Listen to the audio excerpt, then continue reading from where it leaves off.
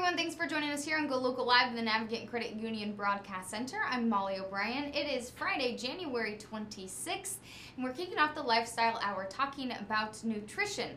We're also going to get into some comedy with our friend Doreen Collins. So I would like to say hello and welcome to registered dietitian nutritionist Katie Mulligan. Katie, how are you today? Good, thanks. Good. Thank you so much for joining us.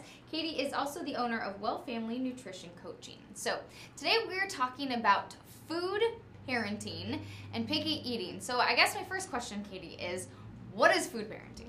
Very good question. So to me, food parenting is when we combine the principles of parenting to feeding. I think when it comes to your normal everyday parenting things like teaching your children how to tie their shoes and how to say please and thank you, parents generally know exactly what to do. But for some reason, when it comes to feeding, sometimes parents forget about those typical parenting constructs, and it gets a little messy. Yeah, that's very true. Sometimes when you are dealing with kids and eating, it can be a very tricky thing to deal with. Absolutely. Okay, so we're going to talk about food parenting today, and then we're going to get into picky eating. And I think picky eating can start when you're a kid and last through adulthood. So we'll get to that That's too. true, yeah. All right, so let's talk a little bit about food parenting. How do we get into it? How do we break it down? Yeah. Very good question. So, like I said, parents, remember when you're teaching your children the ABCs or how to tie their shoe, we know that we have to give our children lots of chances. We have to be very patient with them. We would never expect our children to learn how to say their ABCs for the very first time we teach them. Yet, when it comes to feeding at the dinner table, a lot of times parents give their child a food one time, the child doesn't eat it, and they immediately say, oh, he doesn't like it, and the child never sees that food again. Now, imagine if you applied that same principle to teaching your children how to say their ABCs. It wouldn't work. We would have a lot of children who could never learn how to say their ABCs. So the point is that you just have to keep gently trying again and again. And you don't get angry at your child for not liking broccoli or for not learning their ABCs. You just patiently keep working at it. That makes a lot of sense, Oh, you don't like broccoli? Okay, well, broccoli's off the table. Exactly. Oh, you only want mac and cheese? Okay, fine. So that makes a lot of sense. Yeah. Okay, so you're telling me that there are certain types of food parenting, just like, we can all parent differently, but there are different types of food parenting. How do we figure out what kind of food parent we are, and is there a certain strategy that we want to aim for? Yeah, absolutely there is. So there are several different kinds. There's permissive, where the parents just allow the children to basically run the show. Okay. So you can see that you can see that how that can be permissive parenting in any aspect, and also with feeding, where children decide what they're going to eat, when they're going to eat, where they're going to eat. Okay. Then there's restrictive parents who are very, very strict about what children are allowed to do and not do, and what they're allowed to have, how much they're allowed to have, when they can have certain foods. There's neglectful parenting, which unfortunately occurs, but that's also just where parents won't keep enough food in the house. So the fridge is often empty, but not for reasons of maybe income, just they happen to just not be focusing on the food. And then there's authoritarian parenting, whereas it's kind of like the dictatorship. So parent has all the say, never allows children to have choices. And then the one that we all want to be striving for is called authoritative parenting. So this is where the parents are the bosses, but they also allow considerations for the children. So, tonight we're having a vegetable with dinner. Do you want carrots or do you want broccoli? So you're giving the child some control, but not all of the control.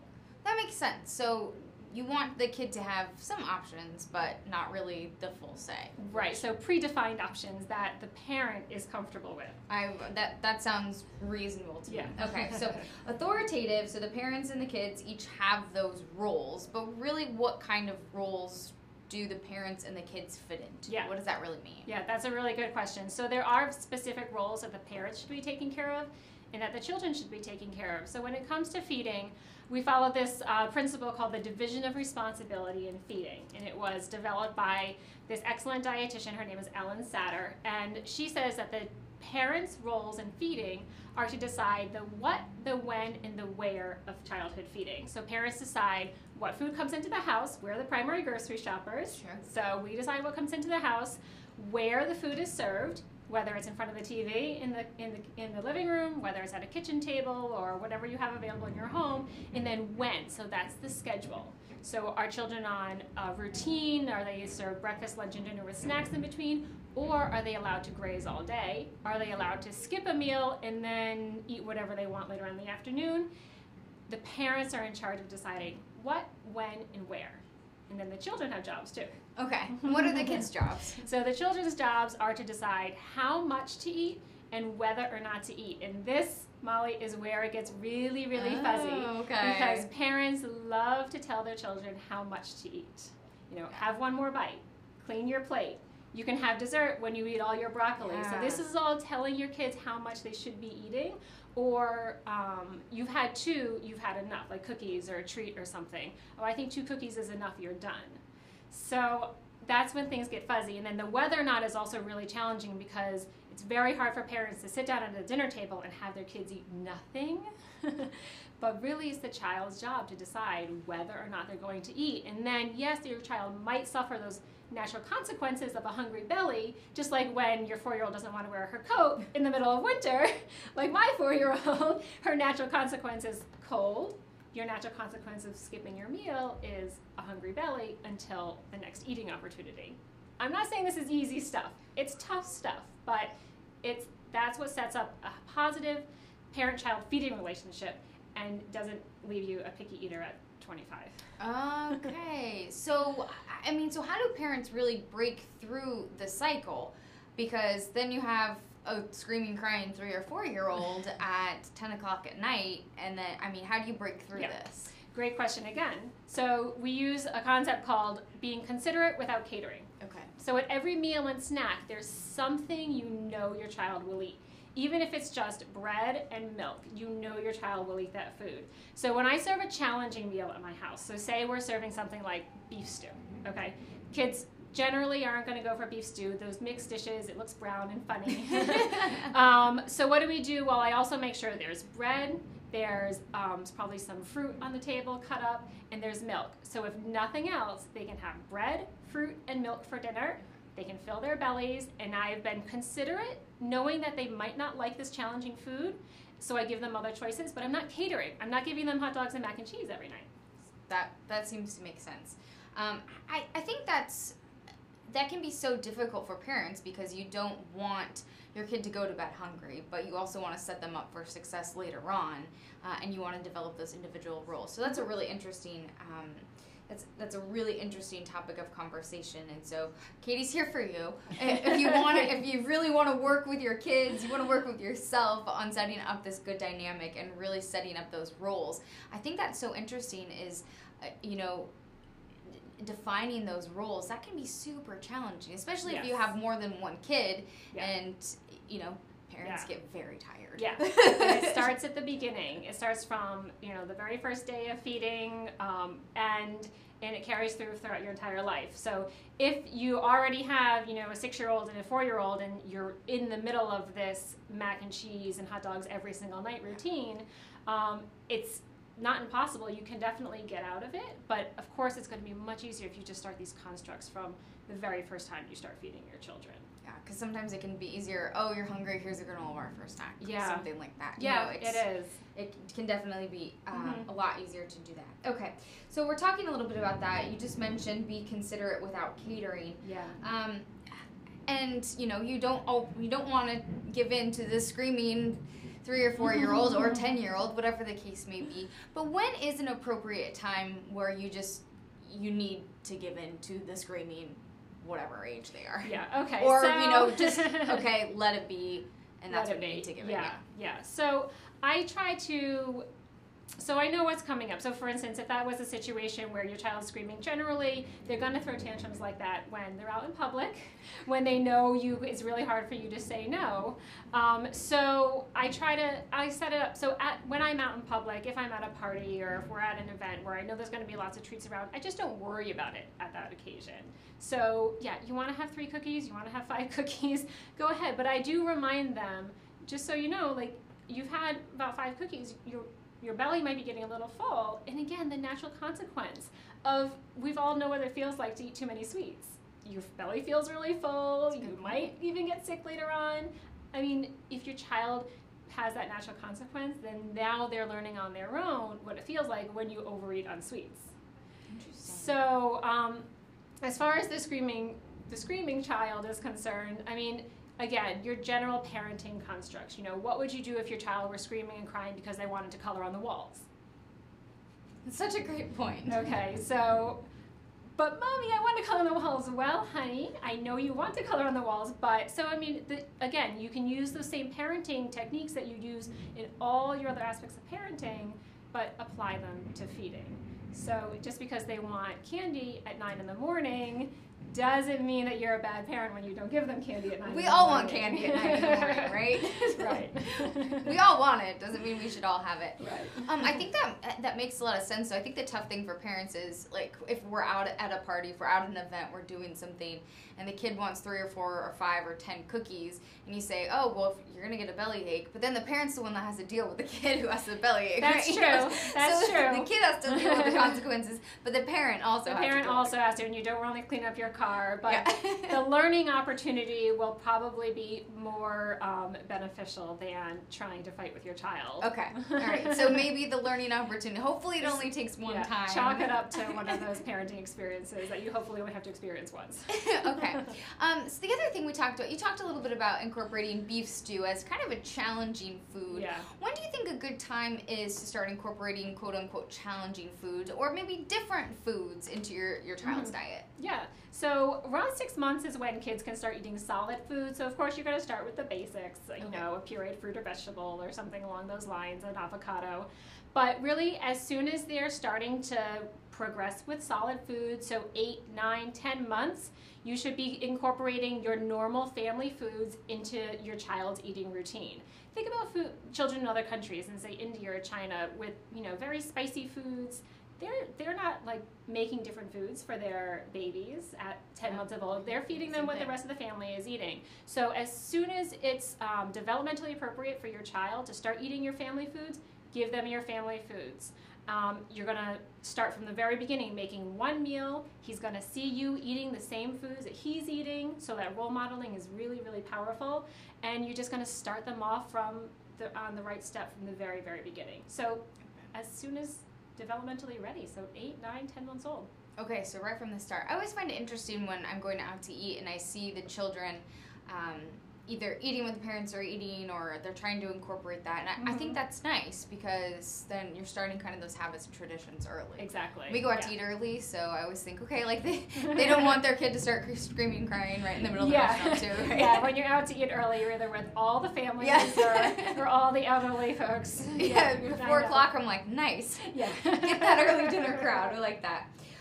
Always something that I'm curious about too is what we need to look out for sugar when, one, I think a lot of people now are really concerned about how much intake of sugar that they're consuming, but what do we need to look out when we're thinking about children?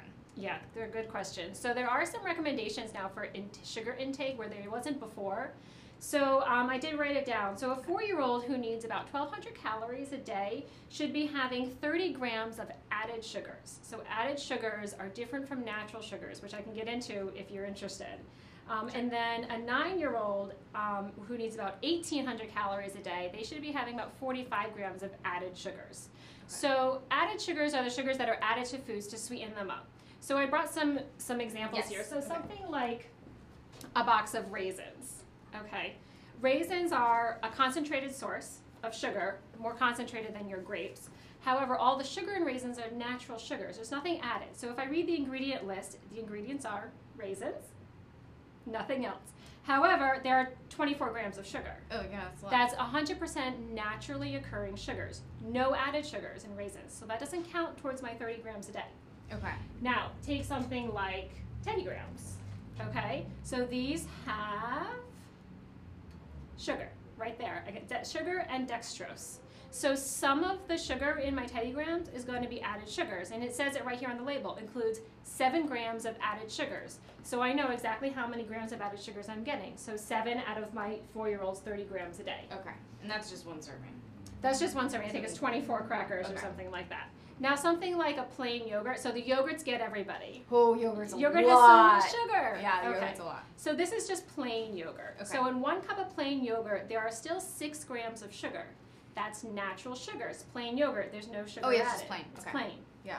But in a cup of a sweetened yogurt, like a sugary yogurt, even like your Greek yogurts, are still going to have. Scoot over a little bit. They are still going to have about 24 grams of sugar. So that's 18 grams of added sugar. So you just subtract 6 from 24, so 6 grams of natural. That means there's 18 grams of added. That's a lot. It is a lot. So Watch out for 18 from the. yogurt. So if you have a 4-year-old who's having a whole cup of yogurt, that's 18 grams of added sugars. So it does add up very, very quickly. Now, they should be starting, hopefully in the next year or two, putting all the added sugars on the food label. They were supposed to do it last summer in 2017, but the current administration put a hold on that. Hopefully we're going to see that coming back because it's very confusing, the added versus the natural sugars. Okay. I think that's really important too, especially for children. Yeah. I think that's very important. I think it's good for all of us to start trying to cut back on added sugars, but well, that will be good if we can see that. Yeah. Katie Mulligan, registered dietitian nutritionist, she actually is going to come back next week and help us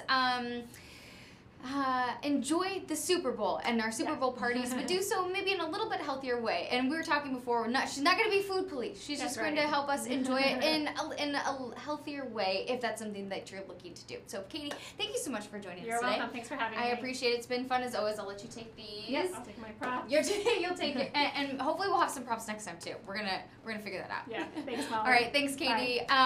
She'll have a link on our website if you want more information on her business. So we're going to kick things over to our next segment. I'd like to say hello and welcome comedian, actress, and now author Doreen Collins. Come on in. How are you? Come on in. Come a little bit closer to me, please. Yeah, we'll get very close. Hi. Congratulations. Thank you. Last time you were here with us, we were talking about the cover of your book, and now you have released your book. Yeah, you had your cover. I know. Confessions of a Working Girl, or How to Get Laid Off. Love it. Love it. So I haven't had a chance to read the whole thing. I was speed reading in the back. Thank you. So congratulations. You released this just earlier this month. It shot overnight, just within 12 hours, to Amazon's list in the top 10 of bestsellers. And at one point on a certain list, it hit #1. Yes. So congratulations to you.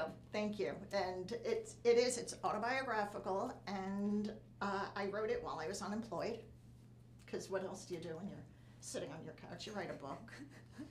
But it was fun. I'm having fun. This is new for me, this book stuff. Book stuff, right? Book stuff. And the illustrations, let me point out, are by Charlie Hall. These are, and he did a really wonderful job just flipping through. So I thought he just did the cover, but there are illustrations inside, which I think are pretty talented. So talk to me a little bit about, so you were sitting at home on the couch just doing nothing apparently. Well, no, actually. Just doing nothing. Nothing. But, tell me why you decided to write this. Well, it all started back in 2012. I lost my full-time job, 2 TV shows, and both my parents. It was a tough year, 2012. But I've always tried to find the funny in everything, and short of losing my parents, which I still don't find amusing, I would just start going over my employment history, which I realized there's a lot of. And a friend of mine said, why don't you just write a book? Okay, so I started to write, mostly to feel better and just to purge. So this book was actually much larger, and my publisher transitioned it into something readable, short of War and Peace. But it's really, it's an amusing, every story I tell has a lesson, a life lesson, and hopefully an amusing anecdote to it. And I've done a lot of things. You have done a lot of things. How did it feel for you? You said you were going through a really hard time. Yep. Writing can be pretty cathartic. How did it feel for you to get things out, to put it on paper? And publishing a book, well, first of all, writing a book is not easy. Publishing a book is really not easy. How did it feel to do this whole experience and to be where you're standing today? It still really hasn't hit me. I mean, today you're my second interview today, Molly. Well. But it's really, I'm excited about it. It was on my bucket list. I like to try new things. The original title of this book was Over 50 and Still Getting Laid Off. because it could be the next one. That's a whole other. But I realized that I hadn't looked for a job in a long time, and it was a whole different experience to do it at this age. You know, there's not a big demand for women or men of a certain age to be out there looking again, to start over again. So what I wanted to accomplish with this book is to start a conversation where don't give up. You just have to maybe redirect and just keep trying and network and talk to people, because so many people are in the same boat. You're not alone, and you do start to feel alone when you're trying to job search in your robe on the couch. You feel very isolated, and you're not. There's a whole lot of us, you out there. Hopefully not you anytime soon. Not either. But I guess we'll see. This could be you someday. We'll see after this interview. But it's I love writing. Because I can fix the mistakes, unlike live interviews where once it's out of your face, that's it, you gotta own it. But here you can kind of edit and rewrite, and as a comedian, I wish I could do that on stage. So does my audience. Yeah, they're like, well, we're just gonna take that, pull that one back, and just kind of turn around and just go away. If you just do one of these. All right, we'll just pretend that one didn't happen. I think it's pretty neat, and I always find it interesting when people write a book and get it published. And this was successful, like we mentioned before. Within 12 hours of publishing, you cracked the top 10 on Amazon's bestseller list in business and professional humor.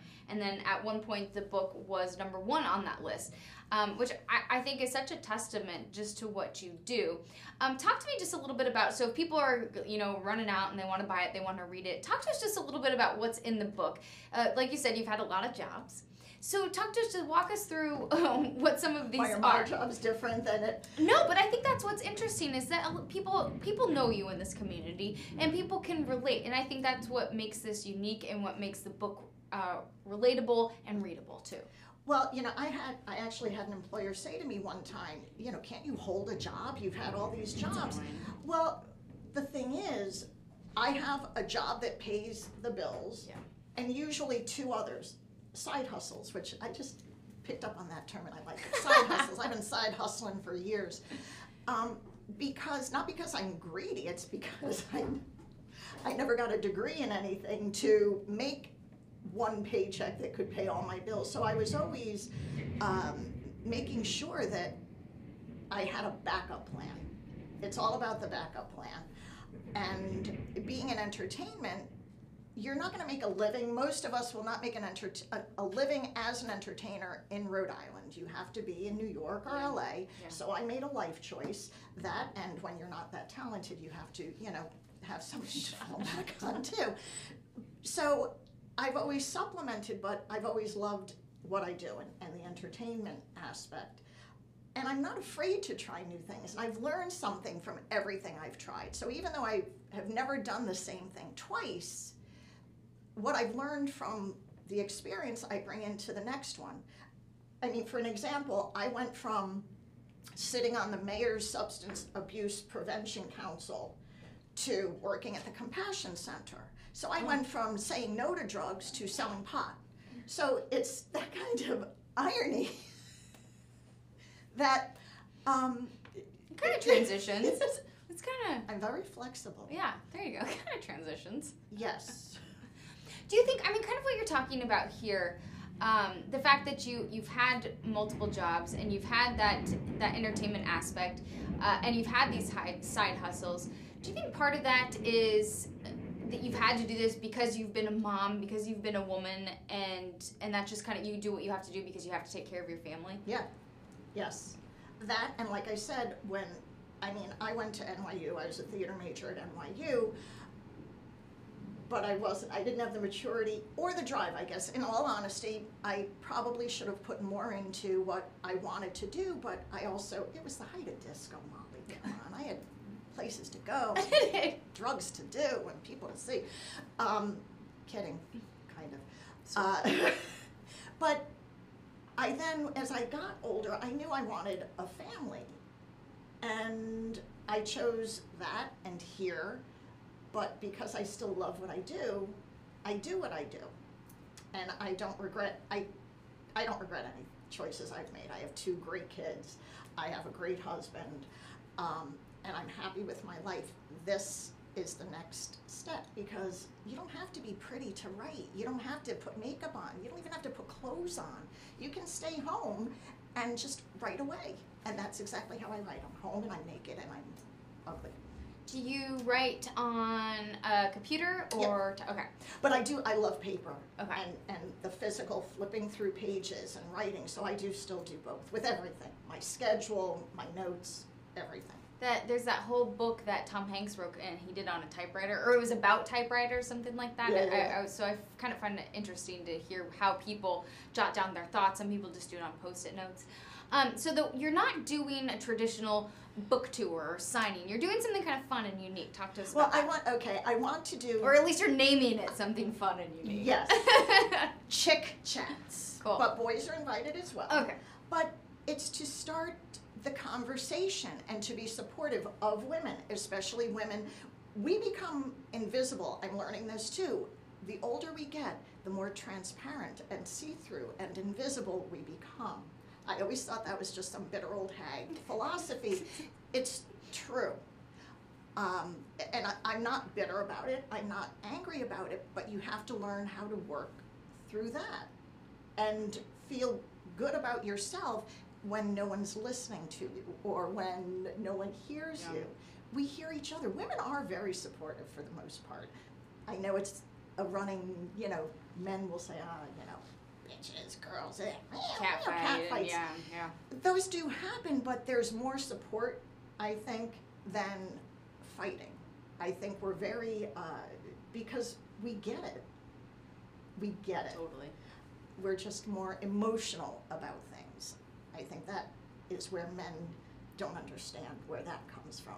I think that also there's a new understanding, especially within the past year, that women need to be more supportive of each other. Yes. So I think it's kind of almost been, if you weren't being supportive, almost kind of a reality check, like figure it out. It's a sisterhood, it's a maternal instinct, but that's with these chick chats. What I'm saying is if you and your girlfriends want to get together, 15, 20 of your girlfriends meet over somebody's house, we bring the wine, we bring the cheese, we, look at the book and we just chat and tell our stories because I need new material. No, we do. So I can make fun of you on stage at a later point in time. Yes. All right, I dig it. No, I don't do that. I'm more self-deprecating because I don't like mean humor. I don't like when people are, I don't. To me, you can be. It's all about lifting up, not pulling down. Okay. Yeah. All right. Yeah. So that's not what the chick chats are about. No, chick chats are, and I will come to your house and sign your book personally. That's another option. We just met. I'm going to shift gears here for a second. Surprise. After I went to breakfast. My husband and I went to breakfast, and we picked up this other couple. Not in a weird. Not kinky way. Okay. No. That's another chapter in a different book on a different Amazon list. No, they were this little couple. It was his 80th birthday. They've been married 58 years. We were getting seated before them, which I was like, wait, you were here first. Why don't you come and let's all eat together? So we did, and my husband Frank said, tell them what you do. Show them your book. And I whipped out my book, and the woman said, oh, I've seen this book. I'm like, what do you mean you've seen this book? Nobody's seen this book yet. And she said, no, I just saw you on TV this morning. I was like, oh my God, where am I going with this? I'm not sure. No, me either. I'm letting you finish, though. Thank you. And I will finish. But it's getting out there and talking to people and just being open. Where was I going with this, Molly? I apologize. You're being open. I am being open. You're being open. You're being supportive. I know what it was. Okay. They're ordering the book. I gave them my card. I'm going to their house to sign their copy. I knew I'd find it eventually. That's really neat. That's So, nice. Okay, yeah. so hopefully they're not going to murder you. Cut me up and eat That's me. where I'm going with this. Okay, and before we let you go, in April you have a pretty cool night planned for the Stadium Theater. Yes, Girls' Night Out at the Stadium Theater. I have Christine Hurley. She's a big Boston headliner. I have Tracy Locke, who Awesome. is out of New York and New Jersey. She actually she does the warm-up for Harry Connick Jr.'s Oh, no way. show. That's cool. Jared Habon from The Bachelorette in Paradise, and Jackie Collins, who is a drag queen. She does Diana Ross. Fun. That's just a tidbit, just a little taste of what's going to happen on April 20th at the Stadium Theater. So that venue is so beautiful, so nice. They did such a nice job with the renovations of it. And last time you were here, you were talking just about what it means. Like, we all really need to get together and support local comedians and female comedians just in general. Talk to us a little bit about that and why it was important for you to book something that's kind of a ladies' night out. Well, they actually approached me, they being the Stadium Theater, because... Excuse me.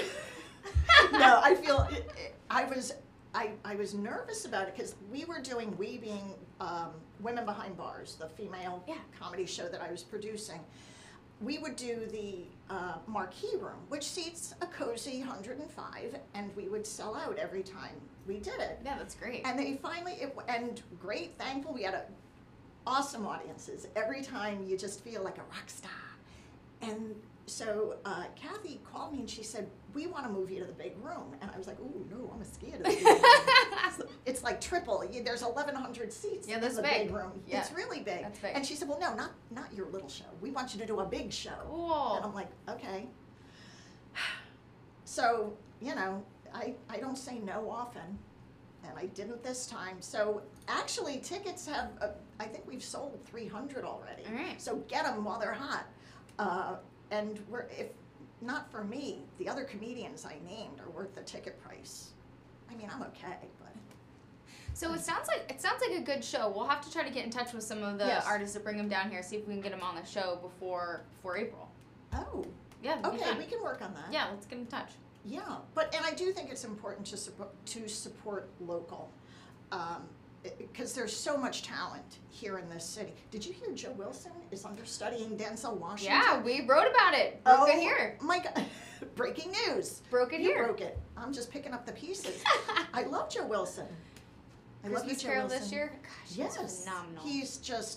He's a great guy. And just, we have talent here. And we like being here. That's the quality of life, and it's just such a cozy. Rhode Island it's pretty amazing. So you can get. Are you only on Amazon? Or are you in local bookstores too? You can go to a Barnes and Noble and say, "Hey, do you have Confessions of a Working Girl?" And they'll say, and it should be in their system. Like, I don't know what that means, what? but you're in the right kind of bookstore. That would be amazing. But it's on Kindle and paper.